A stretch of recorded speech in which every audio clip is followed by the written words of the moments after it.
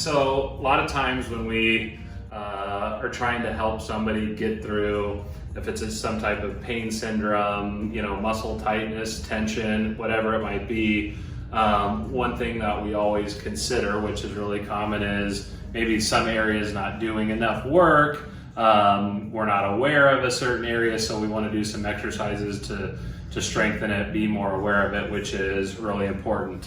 However, a lot of times what people don't think about is the fact that sometimes we need to learn what it feels like just to relax.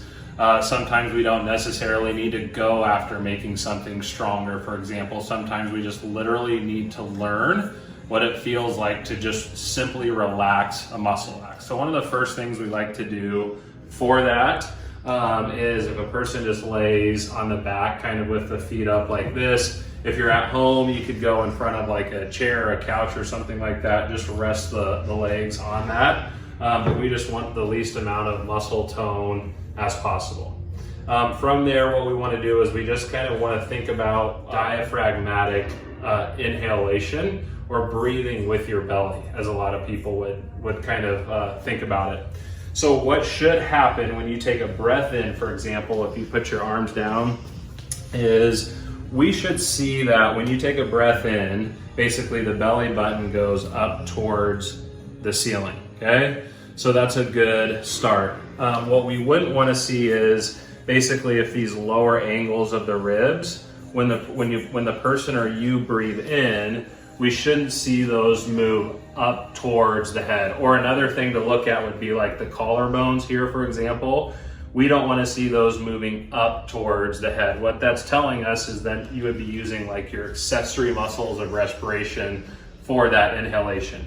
So again, if we look at the collarbones or the lower angles of the ribs, when we breathe in, they should stay in place and the belly button should go towards the ceiling. The other thing is you can see elevation, or we want to see elevation of the ribs, also just up towards the ceiling, not headward.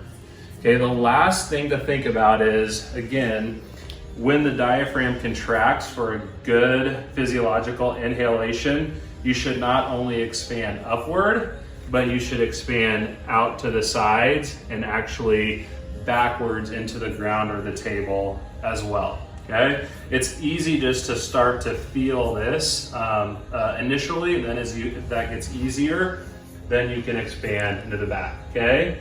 But as you're doing this, okay, we want to make sure that, again, that these muscles around the neck are nice and relaxed as well, okay, that you're not clenching your teeth, holding your shoulders up, or those types of things, so we can feel that relaxed, okay? So just learning to feel that and sense that through breathing, concentrating on those muscles being relaxed is a good thing. The only way you're going to be able to relax those muscles is by having a good respiration pattern. So you could give that a try.